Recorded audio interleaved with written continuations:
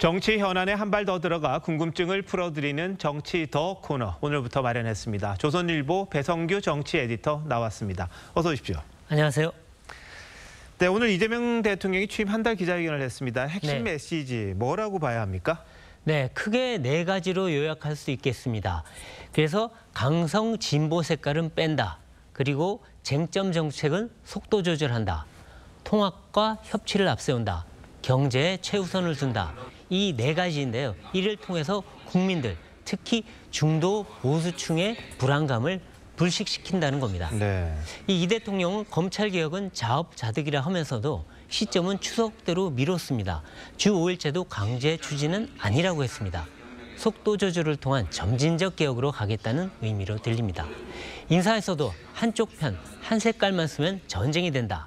시멘트, 자갈, 모래, 돌, 물 다 섞어야 콘크리트가 된다고 했습니다. 네. 이는 야당과 대화하면서 통합적 국정 운영을 하겠다는 뜻으로 보이는데요. 그리고 최우선 과제는 민생 회복과 성장 도약이라면서 주가 상승을 가장 눈에 띄는 성과로 내세웠습니다. 네, 주 4.5일째 말씀하셨던 거죠? 맞습니다. 예. 자, 근데 오늘 이 대통령의 모습이나 회견 분위기는 어떻게 보셨습니까? 네, 이 대통령 모습을 보면 오늘 농담하고 네. 또 웃으면서 아주 시종 자신감 있는 모습이었습니다. 그리고 질문에 거침없이 답했는데요. 어떨 때 10분이 넘어간 경우도 있었는데요. 네. 기자들한테 우리 같이 밥 먹었죠? 뭐 잘 알죠? 이렇게 친근감도 표시했는데요. 이건 아무래도 이 국민들을 향한 홍보 자리이기 때문에 프렌들리하다. 나는 항상 여유가 있다. 이런 네. 모습을 강조한 걸로 보이는데요.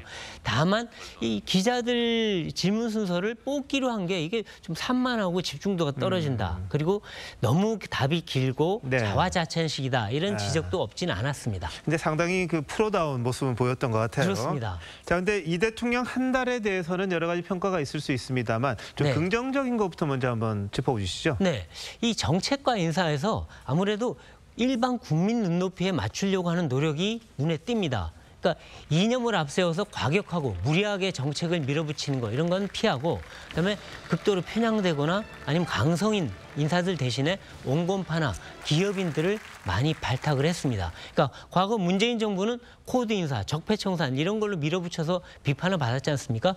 또 윤석열 정부는 국민 눈높이에 맞지 않는 일방주의다. 독선이다 이런 비판을 들었는데 네. 이 정부는 이런 논란을 최소화한 걸로 보입니다. 그래서 각종 파동도 적고요. 그리고 이 신속 대응이 좀 눈에 띄는데요. 네. 이 집값, 민생, 인사 문제 생길 때마다 발빠르게 맞춤형 대책을 발표하고 후속 인사도 하는 등의 이 신속한 대처로 이 아무래도 더 이상 파문이 커지지 않게 한 것이 있고요. 거기나 또 야당 지도부와 회동, 네. G7 참석, 그리고 주가 상승 이런 것들이 지지율 상승에 일조한 걸로 보입니다. 이제 상당히 유연하다 이런 모습 보였던 그렇죠. 거는 맞는 것 같습니다. 그런데 비판적인 평가도 없지는 않죠. 그렇습니다. 이게 이 대통령이 협치를 앞세웠는데요. 사실은 일부 정책과 인선에서 일방주의가 여전하다는 비판이 나옵니다. 이 대통령이 야당 지도부 만날 다음 날 민주당은 국회 상임위원장 자기들이 다 가져가는 이 식으로 일방적으로 선출했지 않습니까? 네네.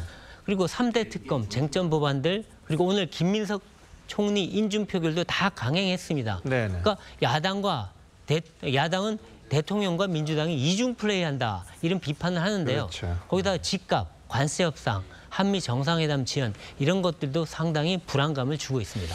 자, 이제 평가에 대해서는 이제 찬반도 있을 수 있고 좀 관망하는 분위기도 좀 있어요. 맞습니다. 그런데 앞으로는 전망이 어떻습니까? 네, 뭐 일단 출발은 순탄하게 시작을 했지만 3대 리스크가 있다고 보입니다.